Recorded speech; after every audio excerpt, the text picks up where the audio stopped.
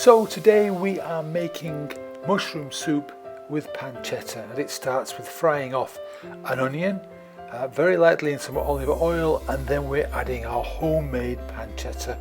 That's why it's stuck together a little bit, and we fry this pancetta with the onion until it's cooked and then remove it. We're going to use that later on, but we don't want to blend it with the rest of the soup. So remove your pancetta, and then we're going to add our mushrooms, which is about 500 grams of chestnut mushrooms, and these are absolutely gorgeous. It fills the house with a lovely aroma.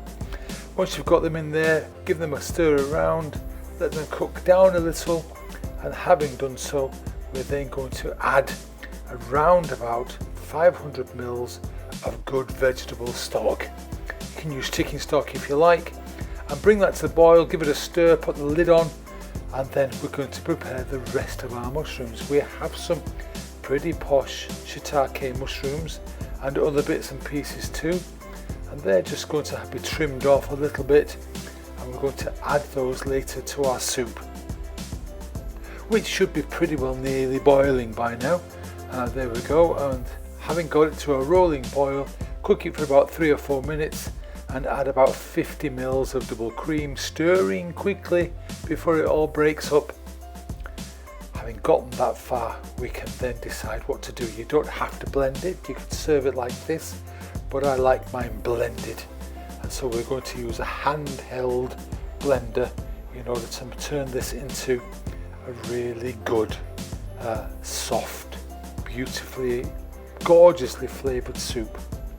Having gotten that far, in go our mushrooms, and then of course our pancetta goes in as well, and we mix these quite liberally, quite gently of course, but make sure it's well mixed, and put the lid back on, cook it for a further 7 or 8 minutes whilst we prepare our dishes. Check for seasoning. The pancetta should be salty enough. I didn't have to add any seasoning to this. Serve the whole thing up. It's pretty gorgeous. It absolutely looks wonderful. You've got a thick soup base with all those beautifully cooked mushrooms and pancetta, and then just to touch the whole thing off, we've got a sprinkling of parsley on the top, and then something special.